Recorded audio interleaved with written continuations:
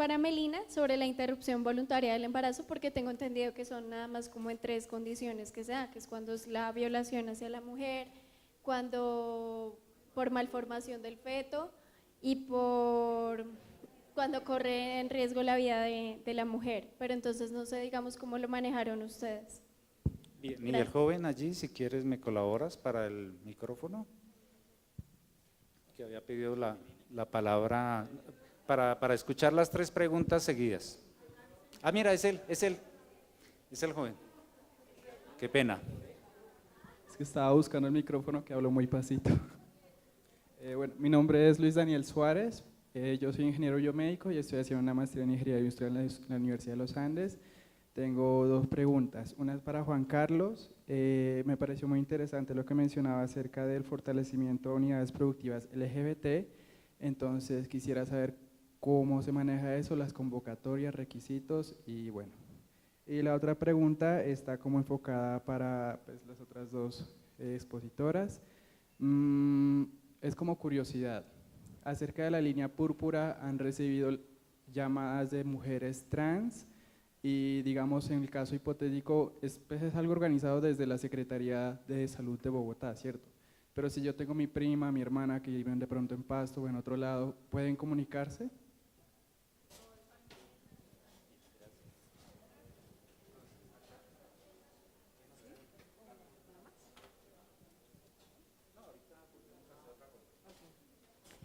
Bueno, O sea, Antonio.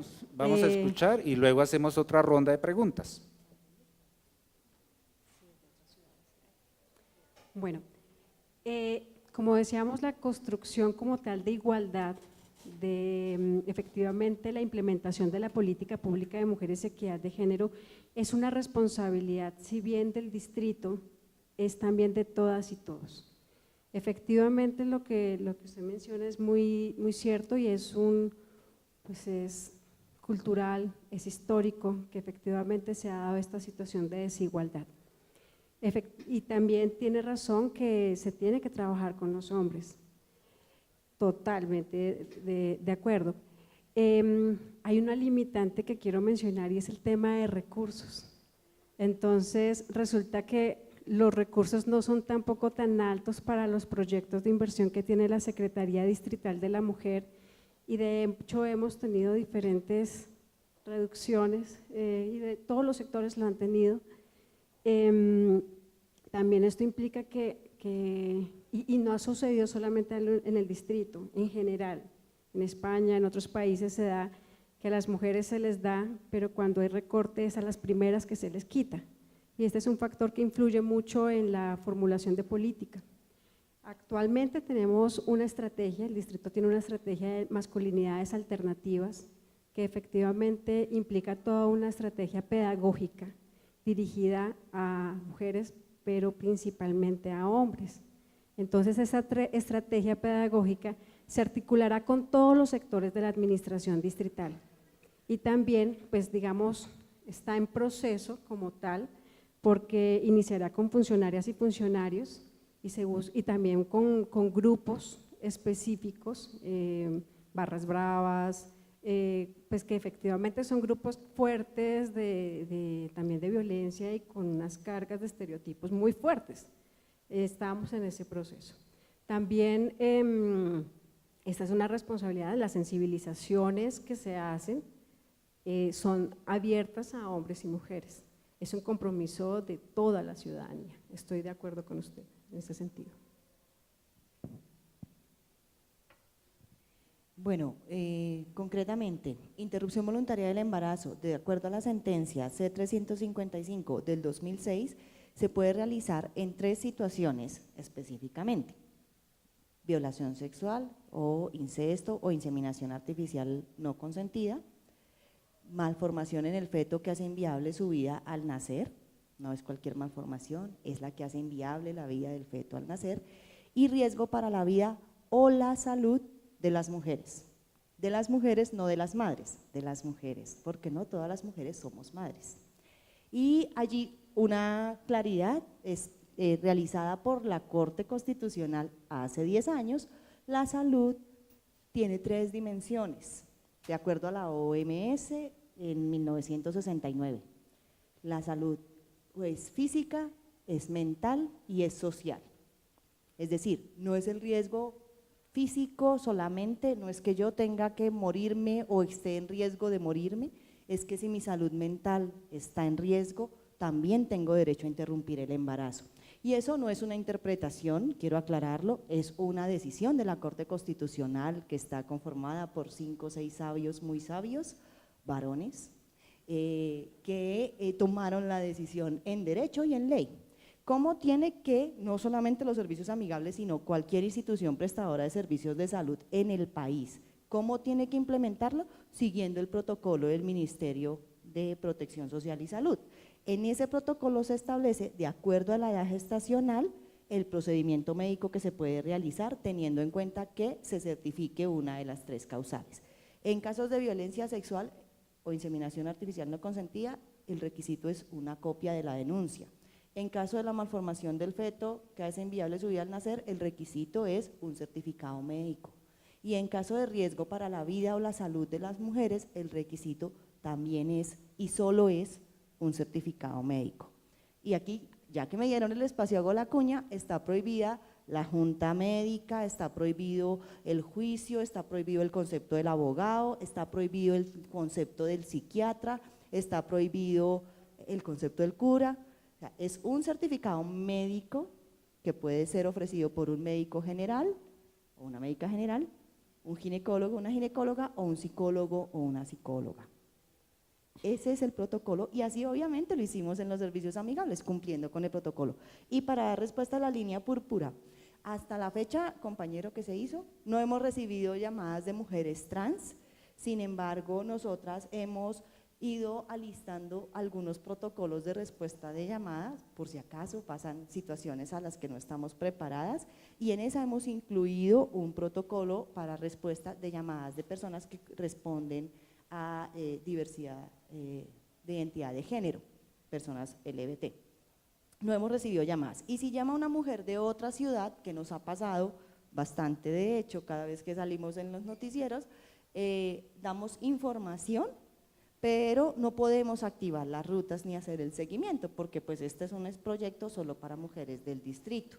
Entonces lo que hacemos es referir a alguna institución o alguna entidad que en la ciudad donde llama la mujer, ojalá exista, que la pueda recibir u orientar. Bueno, no me puedo callar, por supuesto, con la reflexión de Antonio en relación a los hombres causantes de toda esta desgracia.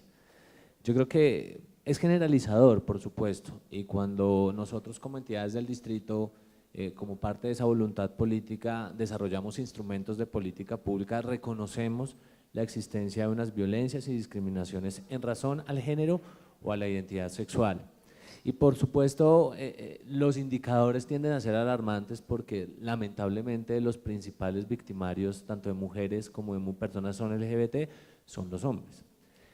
Ahí la estrategia, y creo que Sandra lo decía, debe estar encaminada en dos apuestas. Una, por supuesto, la atención integral a las víctimas de la discriminación, de la violencia, y otra encaminada justamente a transformar esos estereotipos e imaginarios culturales que están arraigados en la sociedad colombiana. Sin ello querer decir que todos los hombres son victimarios, pero también hay que decir que muchas de las violencias asociadas al género y a la diversidad sexual se han naturalizado en Bogotá. A nosotras y a nosotros nos parece que es normal, a eso me pasa por gay, a eso me pasa por mujer. Ah, no, sí, Sandra hacía el comentario de, es que a mí me pegan lo suficiente para sentir que soy querida. Y eso no lo hace un hombre, eso realmente está incorporado en la cultura y creo que es un ejercicio que debemos desarrollar de manera conjunta, no solo para las mujeres, sino también con los hombres. Yo quisiera saber, y ojalá algún día, yo creo que lo tiene la Secretaría de la Mujer, ¿cuánto le cuesta el machismo a Bogotá? ¿Cuánto le cuesta en valor? Sandrita hablaba de plata, justamente eso. ¿Cuánto no nos costaría a Bogotá si no tuviésemos que tener casas de igualdad de oportunidades, centros comunitarios, servicios amigables, las casas refugio, porque no existiera la violencia? Entonces eso también es una reflexión ahí al interior que debemos realizar, y creo que el ejercicio, y Sandra lo decía, perdóname Antonio, hay que hacer un ejercicio, pero también hay que reconocer que existen en Bogotá el ejercicio de unas nuevas masculinidades, unos hombres que pensamos diferente, pero más allá de pensar, actuamos diferente, y no somos cobardes cuando evidenciamos un acto de discriminación o de violencia hacia cualquier persona, en este momento mujeres y personas LGBT.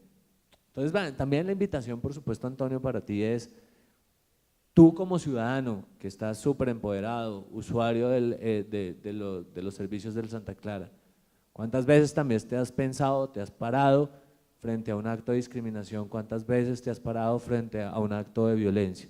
Y lo digo porque cuando a mí me preguntan, o yo pregunto en un escenario, ¿cuántas personas homofóbicas hay acá? Levanten la mano.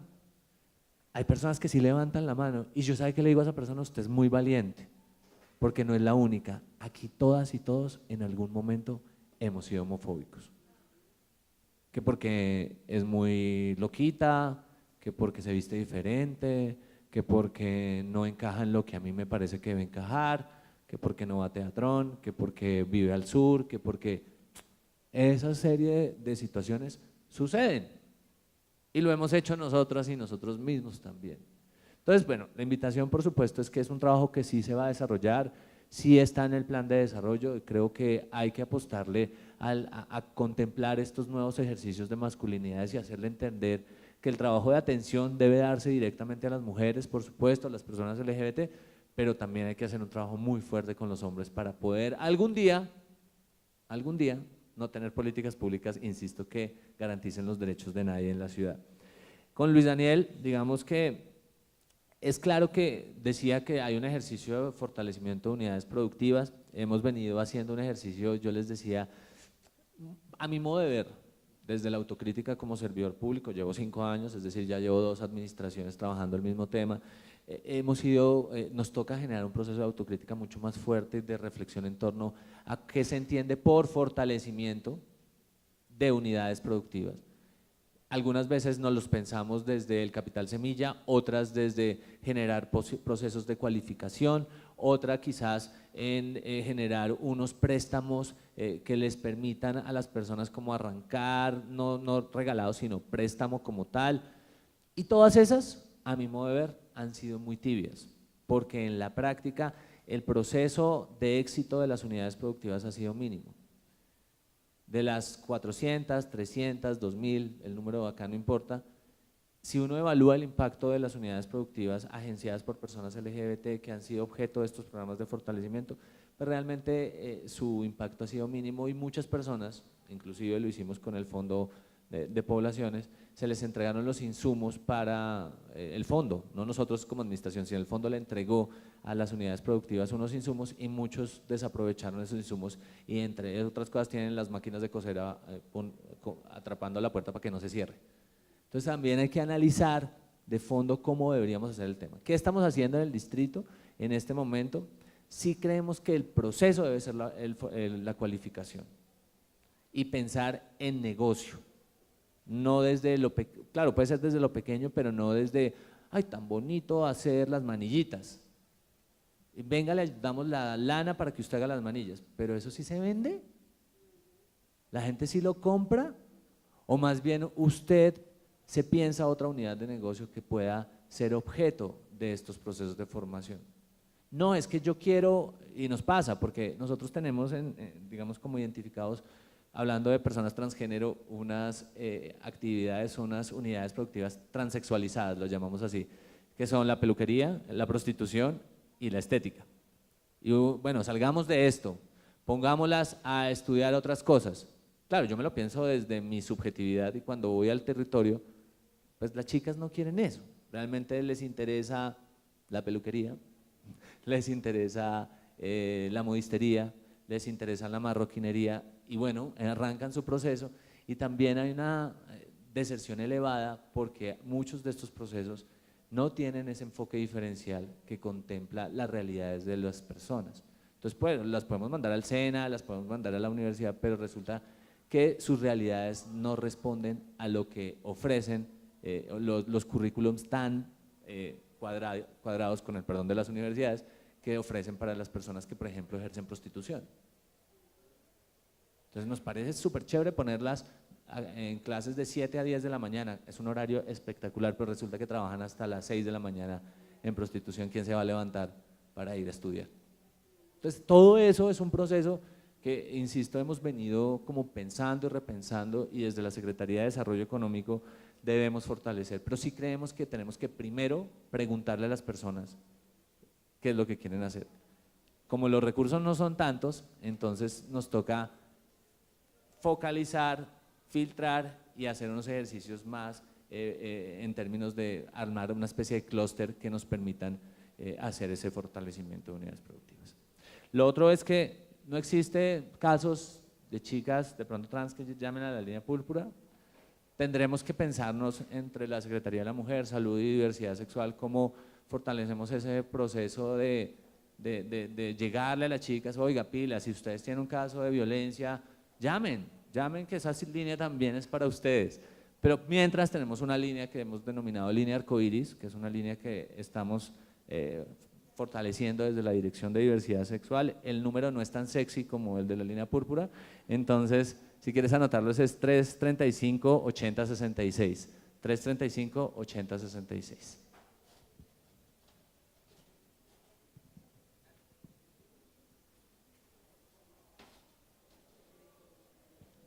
Buenas tardes, mi nombre es Angélica Rodríguez, vengo de la Secretaría de Integración Social.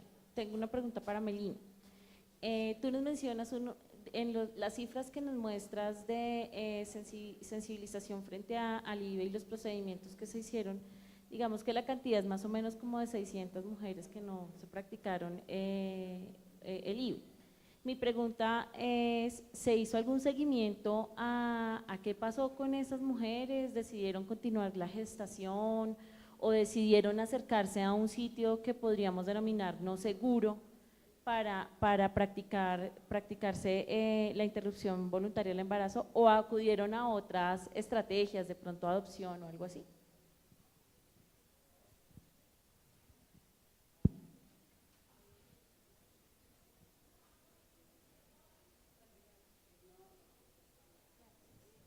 Buenas tardes, mi pregunta es para Melina.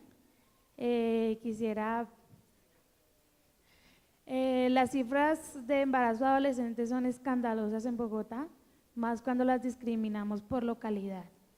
En la edad de 10 a 14, que pues ya es catalogado como pues abuso sexual, como delito, pero también las de 15 a 19 años. Yo quisiera saber qué está haciendo la Secretaría de Salud en ese sentido, principalmente porque pienso en pues que una niña adolescente va a sufrir más estigmatización que una mujer adulta si llega a un hospital a preguntar por servicios sexuales y reproductivos. Y si se acerca con su mamá, pues también, ¿no? La mamá la va a cuestionar, ¿usted para qué está preguntando eso? O si se acerca, la mamá también puede, pues con su madre también pueden presentarse esos casos en los que no pueden recibir una orientación adecuada. Y pues este es un problema muy serio porque el embarazo adolescente, como sabemos,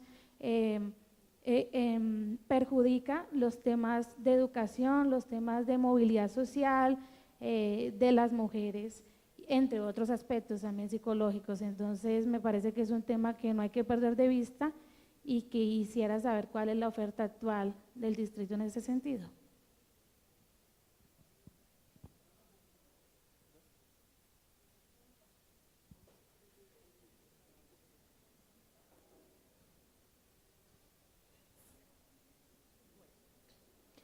Buenas tardes, mi nombre es Marisabel Asprilla. Soy estudiante de 10º semestre de Medicina de la Facultad de Medicina de la Corpas. Mi pregunta es la siguiente: estaban hablando sobre la atención en salud en las personas transgénero. ¿Cómo o qué cosas han pensado para implementar en la área de la salud la atención a transgénero, puesto que pues a mí no me ha tocado, pero eso lleva una repercusión tanto hormonal como mental, de cómo se siente una persona en esa etapa de transformación. Entonces, ¿qué cosas han pensado para la implementación de la atención en salud para personas transgénero? Gracias.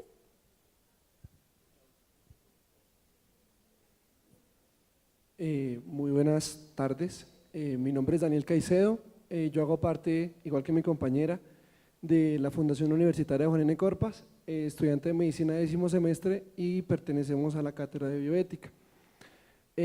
Ya diciendo eso, quisiera hacer una pregunta, y es que, si bien sabemos, ustedes tres hacen parte o representan más bien al Distrito Capital como tal, y supongo yo a las políticas que allí se ejercen o pues se promueven. En ese orden de ideas, quisiera preguntarles, ¿qué creen ustedes que están haciendo mal como distrito? ¿Y por qué tenemos todavía tanta inequidad de género? Y quizás no tenga tiempo para la contrarrespuesta, entonces la hago de una vez. Lo más seguro es que digamos que estamos trabajando en eso y que nos falta mucho, y seguro todos nos enfoquemos a algo cultural, y es a lo que nos han enseñado esta sociedad. Entonces viene mi contrapregunta a lo que ya dije, esperando o suponiendo una respuesta que seguramente va a ser o puede que no y esté equivocado, y es preguntar cuántas madres y padres de familia hay acá y cuántos de ellos con sus hijos de verdad logran y hacen que ellos no se conviertan en futuros, o sea, gente que vulnere los derechos. Entonces, yo digo, muchos aquí decimos, sí, equidad de género, las mujeres igualitarias, los hombres también, bueno, pero con nuestros hijos les estamos enseñando eso, o desde pequeños a nuestras hijas les regalamos una plancha de juguete, una escoba de juguete, y al niño el carro. Esa es la pregunta. Y como otra inquietud es, ¿por qué no tenemos, excluyendo claramente al señor acá, un hombre dándonos la charla de equidad de género hacia la mujer?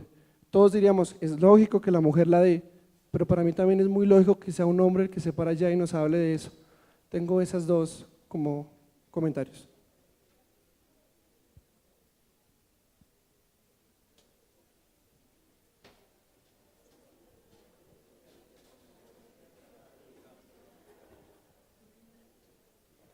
Bueno, arranco yo, hombre. Espero no hayan más preguntas porque realmente en este momento tengo que retirarme.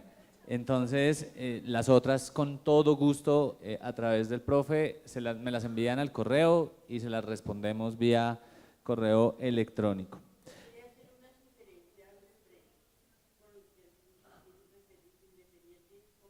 Una moción, claro que sí.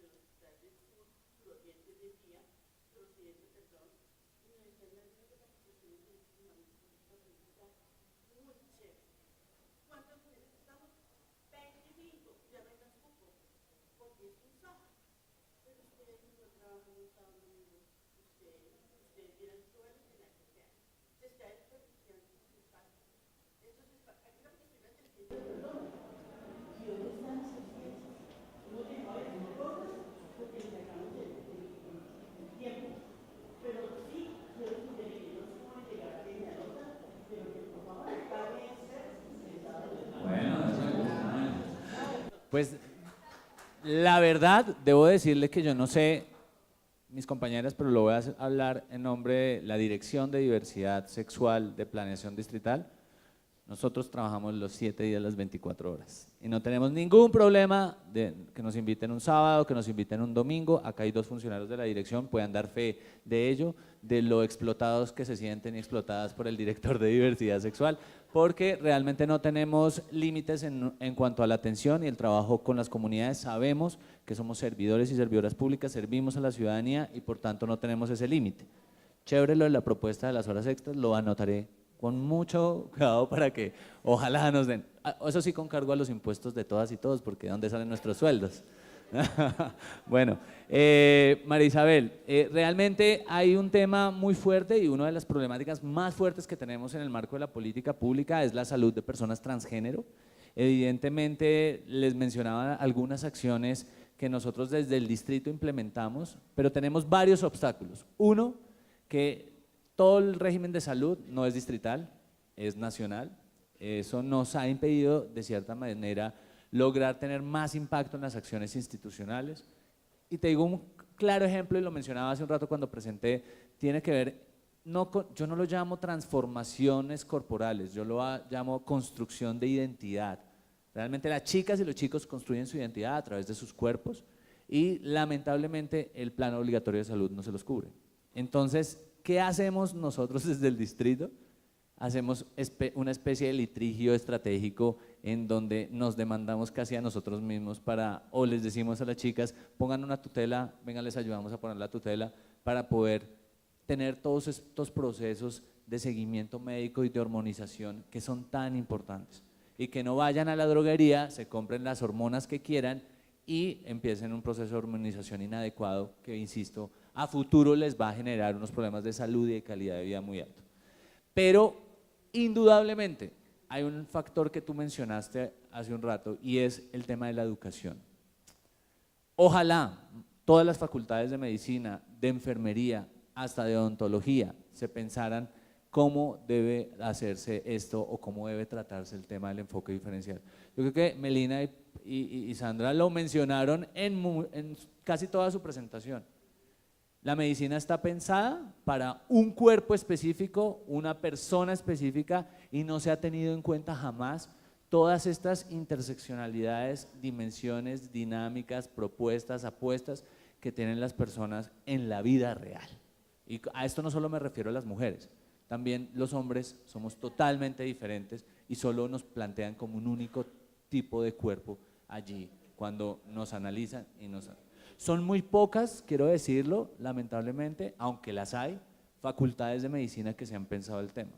Sí las hay, facultades de psicología y de psiquiatría que también se han pensado el tema, pero lamentablemente aún nos falta dar un salto adicional con las personas transgénero y es despatologizar sus tránsitos. Es decir, no verlas y verlos como enfermos y enfermas. Ellas y ellos no están enfermos, no tienen una enfermedad psicológica, psiquiátrica. Pero hace 2 semanas, 3 semanas, la Organización Mundial de la Salud, la misma que sacó en los años 80 la homosexualidad como una enfermedad mental, ratificó con aguas tibias que todavía las personas transgénero tienen o padecen una enfermedad mental. Entonces el camino es brutalmente largo.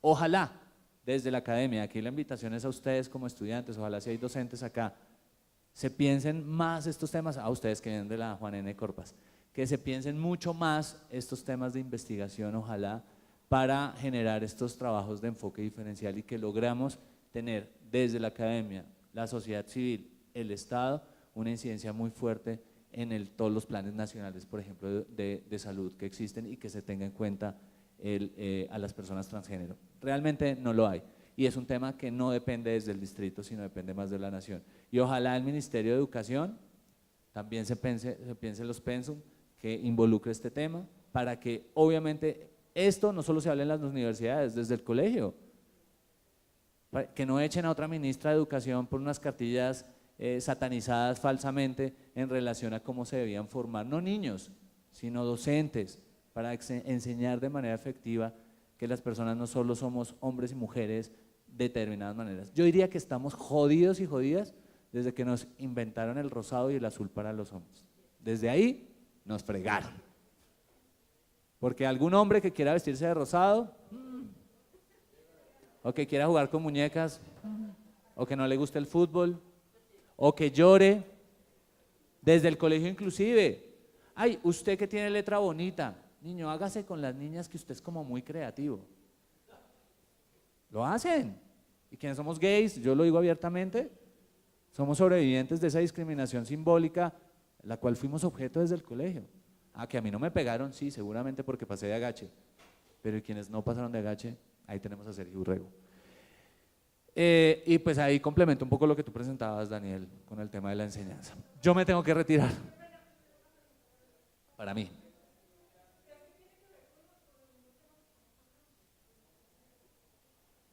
Tengo 1 minuto.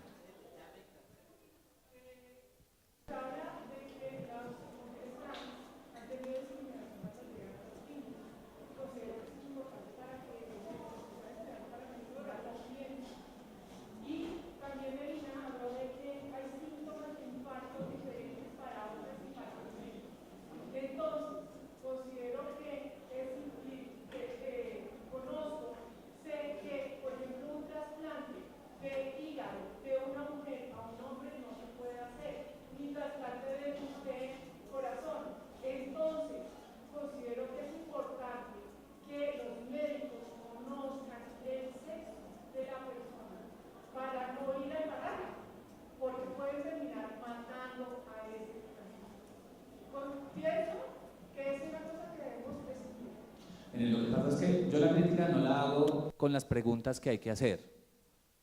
La crítica la hago con las preguntas que no hay que hacer. Primero, estoy de acuerdo con Melina, se presume la heterosexualidad de todo el mundo en los procedimientos médicos. Se presume. Perdóname, espérate. Pero te digo, se presume la heterosexualidad. Entonces, cuando va una, y voy a hablar de una mujer lesbiana, yo no soy una mujer, ni lesbiana. Cuando una mujer lesbiana va a hacerse su cita de citología, y me perdonan, no entiendo bien los términos médicos, el ginecólogo o la ginecóloga con el espéculo, ni siquiera preguntándole si tiene sexo penetrativo, realiza un procedimiento que a todas luces vulnera sus derechos y además refuerza con las preguntas como: ¿usted tiene relaciones sexuales periódicas? Sí. ¿Cada cuánto? ¿1 vez a la semana? ¿2 veces a la semana? ¿Utiliza condón o preservativo? No. ¿Por qué no lo utiliza? Porque tengo una pareja estable. Ah, muy bien, pero usted sabe que de todas maneras debería utilizar el preservativo para evitar las infecciones de transmisión sexual. Sí, pero es que yo no tengo sexo penetrativo porque soy lesbiana. ¡Fum! Sacan el espéculo de una. Y eso es un caso que y lo decía Melina hace un rato, redunda en que, entre otras cosas, tengamos un problema de salud pública con mujeres lesbianas porque no asisten a la citología. Y se ha provocado, y ustedes que son médicos seguramente sabrán más, un problema de cáncer cérvico-uterino en mujeres lesbianas. Más consumo de tabaquismo, más consumo de alcohol, y son cosas que nadie se lo ha pensado en la vida. Y por supuesto, yo creo que una mujer transgénero no le incomodará decir que es una mujer que tiene pene. No le incomodará. Ah, entonces usted es hombre. O levanta la ceja. O cuando un hombre gay, y lo digo porque eso sí me ha pasado a mí, voy al médico y lo primero que me mandan a hacer, así tenga una gripa, es la prueba de VIH. Y yo, a mí me da gripa como cualquier persona. Pero como soy gay, entonces, no, de una, VIH. Vamos a hacerle la prueba de VIH. Uno dice, pero a ver, viene por una gripa. No se preocupe, yo me lo acabo de hacer porque soy de esos gays responsables, que se lo hace cada 6 meses. No, pero no importa, hagamos la revisión. Entonces eso es lo que nosotros recomendamos y sabemos tiene que hacerse en el enfoque diferencial. Yo no estoy juzgando en absoluto que tampoco todos los médicos y médicas lo hagan, pero sí deben generarse unas rutas, unos protocolos de atención diferencial a las personas que construimos nuestra identidad sexual de manera diversa. Y debo suponer, con esto que estoy diciendo, que lo mismo sucederá con las chicas, con las mujeres, debo suponerlo. Porque si me pasa a mí como hombre gay, No sé qué pasa con una mujer lesbiana, con una persona bisexual, que además no puede reconocerse porque lo tildan de enfermo, aberrado, promiscuo. ¿Y quiénes son él? Los médicos, las médicas. Y entonces uno dice, ay, ¿para qué voy al médico? Mejor voy a la droguería y me tomo cualquier cosita para que se me pase el dolor. Y resulta que con el tiempo, pues las implicaciones son terribles. Las personas LGBT no somos vulnerables, per se. Venimos de unos entornos de vulnerabilidad muy fuertes que hacen que justamente nosotras y nosotros recaigamos en unos problemas de salud bastante graves. Mentales, estoy de acuerdo, sin patologizarnos, pero estoy de acuerdo. Es una persona que desde chiquita le están diciendo que usted está enfermo, que usted no sirve para nada, que usted es ¿cómo es que le decían a uno? Es la oveja negra, bueno, oveja rosada de la familia. O usted puede ser gay, pero acá internamente en su casa, afuera mejor no, porque el nombre familiar está en duda. O cuando realmente, porque pasa en Bogotá, a los niños que hacen visible su orientación sexual o su identidad de género diversa, les ponen una toalla especial, un plato especial, unas cucharas especiales para que no se le prenda a sus hermanitos. Eso es una realidad. Y entonces, ahí es cuando estamos hablando de que venimos de unos entornos de vulnerabilidad. ¿Y por qué la prevalencia de VIH en hombres que tienen sexo con hombres es tan elevada? Pues por supuesto, porque no tenemos proyecto de vida, porque no nos interesa el mañana, porque simplemente vivimos el día a día. Salud mental, y siempre pensamos en la salud en términos médicos, la ausencia de algo para que nos receten y demás. Pero salud mental también, salud psiquiátrica también, pero hay que mirar en no caer en la patologización. Y de verdad me tengo que retirar. Muchísimas gracias.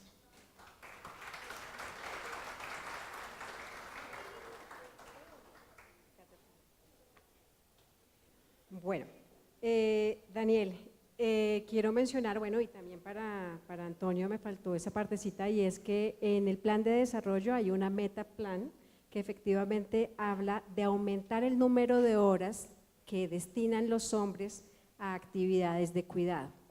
Esto implica efectivamente una estrategia pedagógica y también identificar cuáles son esos, en qué gasta, cuánto dinero pierde la ciudad por el machismo. En esta estrategia también están trabajando hombres. En la Secretaría siempre nos preguntan ¿solo hay mujeres o también están trabajando hombres? Pues sí, también en la Secretaría trabajan hombres. Precisamente esta estrategia es liderada por 2 compañeros, tampoco el personal y no es mucho, o sea, son 2 personas que efectivamente van a hacer todo el trabajo pedagógico con los diferentes sectores y también abordar la política. Cuando estamos hablando de la política y estamos hablando de masculinidades alternativas, se abordan temas como estereotipos de género, como el autocuidado, entre otros temas, y también las violencias. Entonces, digamos, hombres están trabajando y esa es una responsabilidad de todas y todos, como lo mencionaba antes. ¿Qué dificultades tiene el distrito para que efectivamente no se implemente la política de cabalidad? Eso sucede, dificultades no solamente del distrito, sino dificultades de Colombia, dificultades en diferentes países.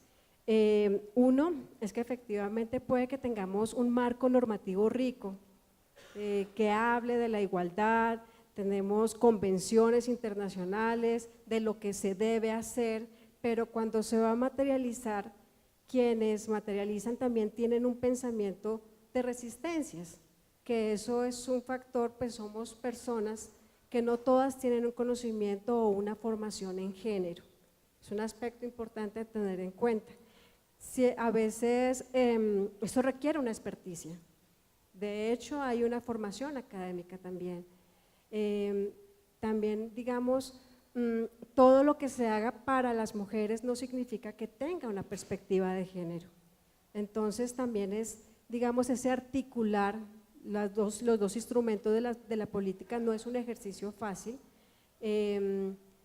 Por ejemplo, la IVE efectivamente hay un marco normativo, somos funcionarias y funcionarios, pero también hay personas que tienen, digamos, ciertos pensamientos, ciertas resistencias.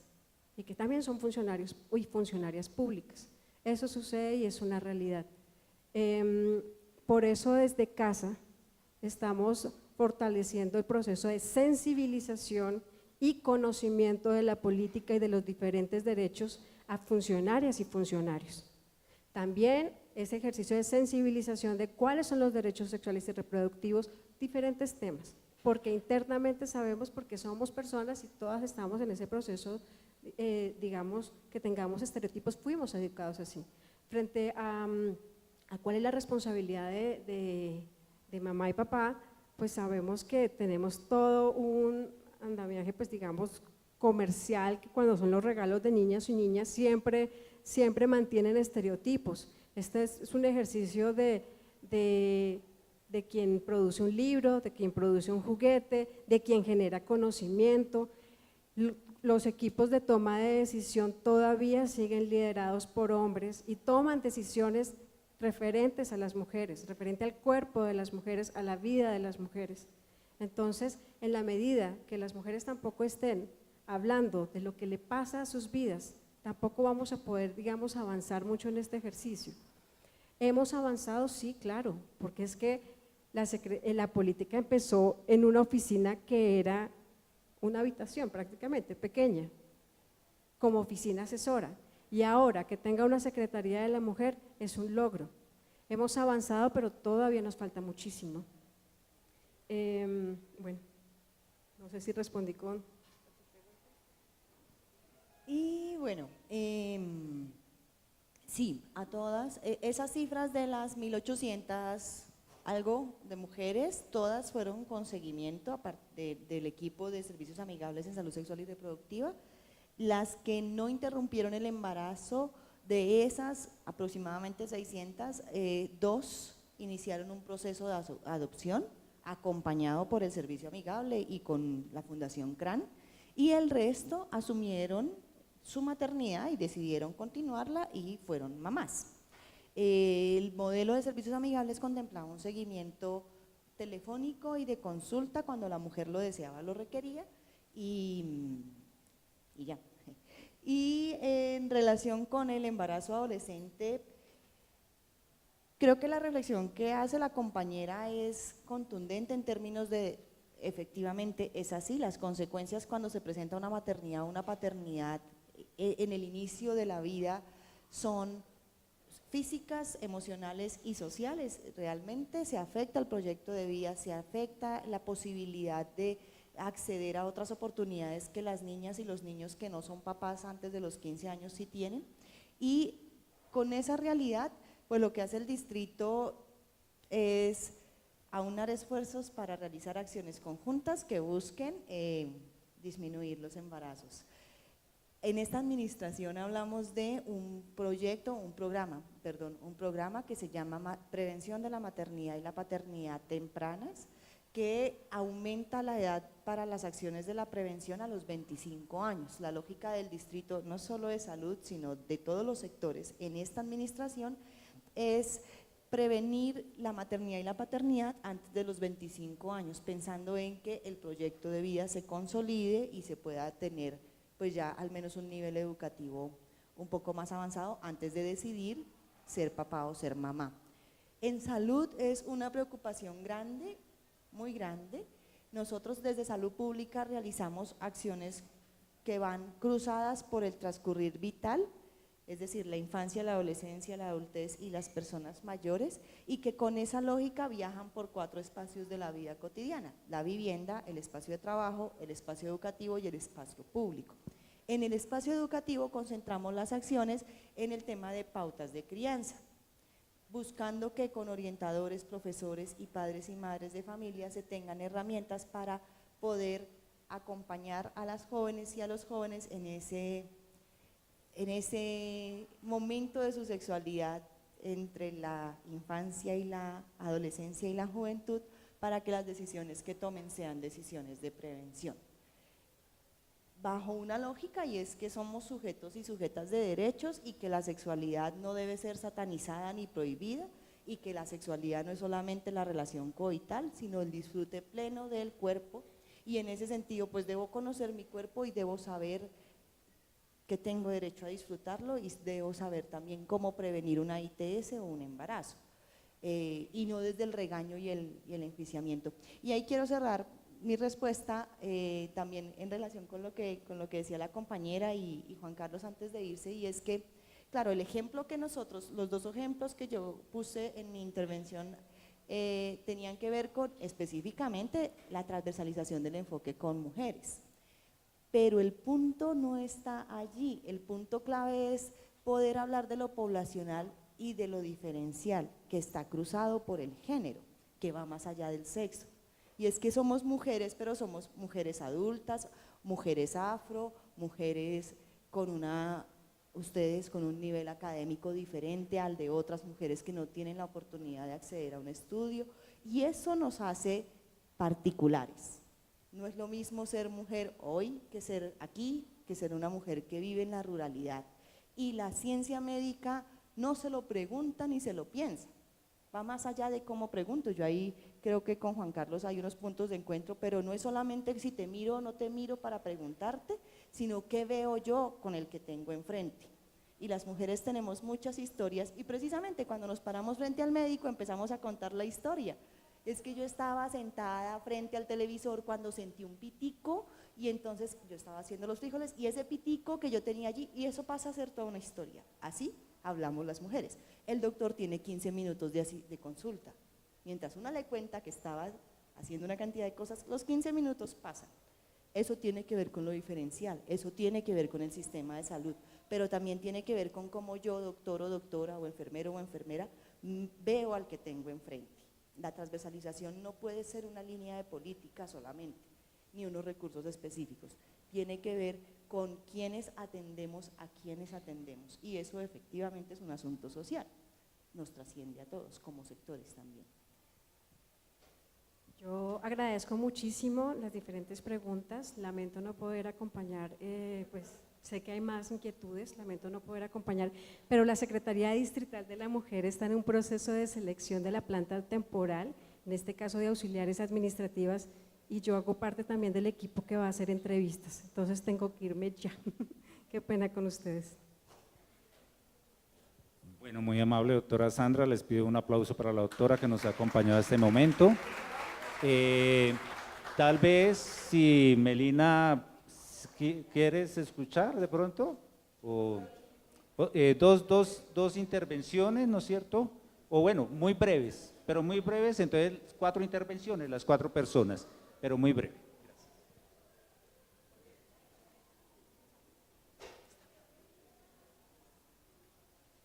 Este es para ti. Pues yo quería saber también pues cuál había sido el seguimiento de las personas que han abortado, y como mujer y como mujer que ha tenido hijos, sé que las mujeres tenemos después de un parto síndrome posparto, depresión posparto, y en los casos de aborto existe la depresión posparto porque además hay una caída de las hormonas abrupta. Quisiera saber pues qué seguimiento se le hizo a esas mujeres que abortan. Hola, qué pena. Quisiera dar un comentario, y es que a mi parecer, y con todo el respeto que las personas que nos exponen se merecen, estamos generando quizás falsos imaginarios en cuanto al aspecto médico, y lo digo por la siguiente razón.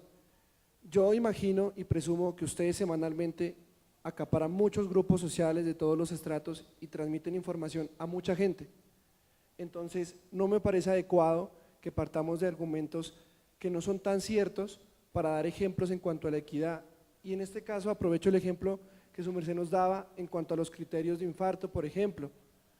¿Bajo qué concepto basamos la afirmación que su merced da diciendo que son diferentes para mujer y para hombre, sabiendo que hay tantos estudios, tanto en mujeres como en hombres, en poblaciones muy variables y diferentes a nivel mundial, que nos dicen esos criterios aplican para hombres y para mujeres, y su merced, sin embargo, dice que no? Entonces yo quisiera saber bajo qué argumentos se toman ese tipo de ejemplos. El compañero que la acompañaba a usted, también parte de argumentos que son falaces, por decirlo así.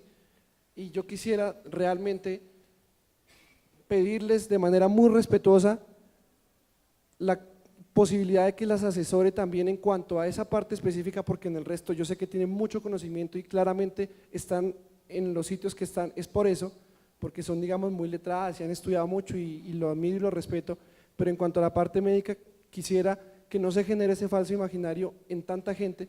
En este momento ya no hay ni la mitad y quizás los que se fueron con ese pensamiento y en la próxima consulta dirán, usted me está tratando a mí como un hombre, yo soy mujer, doctor, ¿qué pasa? Está mal. Entonces yo considero que ese es un falso imaginario y quisiera saber si las asesora alguien del campo estrictamente médico o aconsejarles de una manera muy, digámoslo así, muy humilde y respetuosa, insisto, en que se asesoren también por ese lado para dar ese tipo de afirmaciones que a mi modo de ver son gravísimas, a mi modo de ver.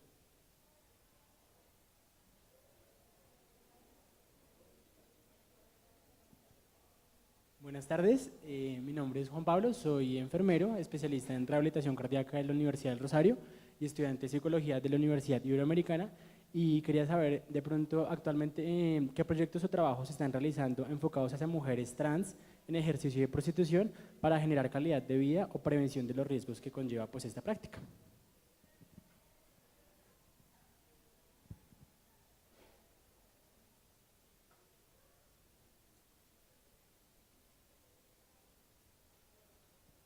Buenas tardes, yo soy Blanca Cecilia Suárez Peñuela, trabajé con la Gerencia de Mujeres y Géneros en el IDEPA como defensora de los derechos de las mujeres. En la actualidad estoy trabajando en la Personería Delegada para la Defensa de los Derechos Humanos y siempre me ha inquietado que pues hablamos del enfoque diferencial, de la defensa de los derechos de las mujeres, de empoderarnos, de la igualdad, de la equidad, pero pues a uno le preocupa que no se quede solamente en el discurso, que no se quede en la teoría.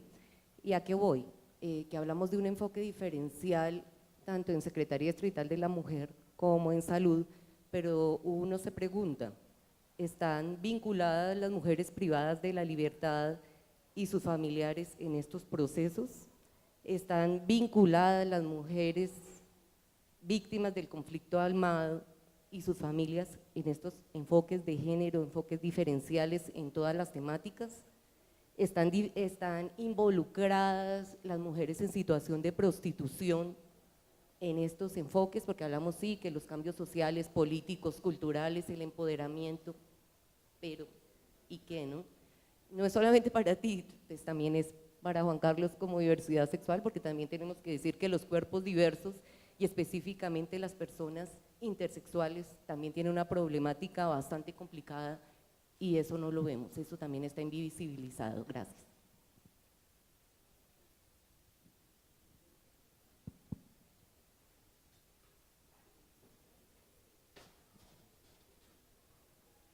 Bueno, gracias. Depresión posible. No identificamos muchos casos en los que se presentara, asociada al procedimiento específicamente. Sí tuvimos tal vez menos de un 10% de casos en los que las mujeres volvieron a consultar porque sentían que habían tomado una decisión errada, pues que tenía que ver con que la familia se había enterado y la habían criticado, regañado, juzgado, el marido la dejó. Fueron muy pocos casos en el transcurso de los 3 años, pero sí tuvimos algunos. Entonces lo que ellas hacían era regresar a buscar a la psicóloga del servicio amigable para conversar con ella. Nosotros como salud pública no facturamos acciones, nosotros como salud pública, o sea, no las facturamos por el POS, cuando existía el POS, sino que las cobrábamos por el plan de intervenciones colectivas. En ese sentido, la orientación y la asistencia que nosotros brindamos en el proyecto de servicios amigables no estaba cubierta por el plan de beneficios. El plan de beneficios es complementario, el PIC y el POS son complementarios.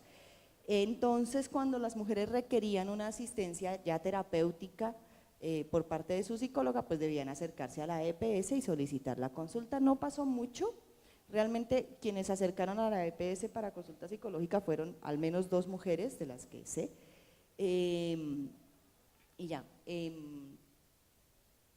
De resto no tuvimos evidencia de ninguna depresión posterior al procedimiento. Y eso tiene que ver con la orientación que se ofrece en el momento de tomar las decisiones. Cuando las mujeres llegan asustadas, nerviosas y cargadas de culpa y de imaginarios, es muy fácil después sentir o permitir que igual el cuerpo además manifieste la pérdida.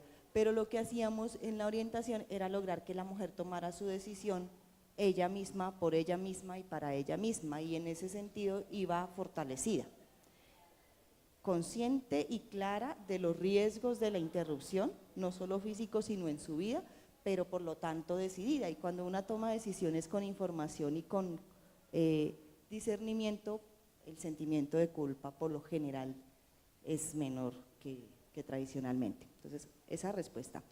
2, mujeres trans en ejercicio de prostitución, y de paso con la compañera que habló al final, y ya termino. Hablo por salud. Entonces, en salud pública tenemos un equipo a nivel distrital que tiene réplicas a nivel local, que se llama el equipo poblacional. En el equipo poblacional se encuentran personas encargadas específicamente de formular e implementar acciones para eso que denominamos poblaciones, que de acuerdo al ministerio son poblaciones vulnerables, que para el distrito nos hemos quitado el mote de vulnerabilidad, como dijo el compañero que se fue, y nos quedamos con poblacional. Entonces, las poblaciones son infancia, juventud, adultez y personas mayor, transcurrir vital. En la línea de género, las poblaciones están definidas como mujeres, nuevas masculinidades y LGBTI, y en la categoría de condición y situación, pongo comillas en categoría, están las personas que ejercen la prostitución, las personas carreteras y vendedoras ambulantes, víctimas del conflicto armado, habitantes de y en calle, población étnica, entonces están los 4 grupos étnicos, y ya, señora, perdóname, y las mujeres rurales. No tenemos en este momento personas a cargo específicamente del tema de ruralidad en el equipo poblacional, esa viaja por la línea de acciones, que es otra. Bueno, salud es compleja, salud pública. Entonces, con esto quiero decir, sí, desde salud sí se plantean acciones desde el enfoque poblacional diferencial, que claro, tienen un alcance limitado, pero se realizan. Para mujeres en ejercicio de prostitución y para personas en ejercicio de prostitución, independientemente de su identidad de género, se realizan 2 tipos de acciones. Una, la promoción de el autocuidado y las prácticas de asistencia a la salud, es decir, que conozcan las rutas, que sepan a dónde ir. Eso se hace con equipos locales que están trabajando con las comunidades. Y la otra es un proyecto específico que está asociado a la Casa de Todas de la Secretaría de la Mujer, donde se trabaja con las personas que se acercan a hacer acciones colectivas, y para arreglar lo de aseguramiento, provisión de servicios, pues se hace la canalización de los casos. Específicamente hacemos eso. Bueno, por programas y acciones hay un programa de trabajo que es de acciones de interés en salud con población carcelaria. Nosotros viajamos por el ámbito institucional y sí trabajamos con mujeres que se encuentran recluidas, privadas de su libertad, también con hombres. Y finalmente para el compañero, y creo que para cerrar y despedirnos, sí, desde salud sí tenemos asesoría sobre los temas, sí contamos con talento médico y sí se sienten diferentes los síntomas de los infartos. Y sí, tradicionalmente nos han dicho que se siente como un dolor en el brazo izquierdo, y las mujeres también sentimos un dolor de cabeza. Sí nos lo han dicho tradicionalmente. Cuando uno lo pregunta, ¿qué está sintiendo? ¿Le duele el brazo? Debe ser un infarto. Las mujeres sentimos otros síntomas. Ahora, yo no sé el compañero, pero yo creo que, claro, es posible herir algunas susceptibilidades en un escenario como este, pues porque es de estudiantes de medicina en alguna cantidad, y de profesionales de la medicina, pero no todas las aseveraciones que se hacen son faltas de estadísticas ni parten de los imaginarios. Efectivamente, las mujeres no sabemos cómo sentimos muchas cosas que sentimos y no sabemos cómo expresarlas. Y sí, yo sí esperaría y estaría feliz de que cualquiera de las personas que ya se fue, cuando llegue al médico, le pueda decir a su médico: míreme a los ojos que yo soy mujer y atiéndame como me merezco por ser mujer, Ya con eso ganamos, y ganamos un montón, porque a los médicos y a las médicas tenemos que recordárselo. Y lo mismo si es una persona trans, y lo mismo si es una persona mayor. De eso se trata lo poblacional, lo diferencial, de entender que quien está allí tiene una historia y una vida que va más allá del cuerpo, y las entidades estatales nos tenemos que ajustar y nos tenemos que acomodar para ofrecer la atención que se requiere. Gracias.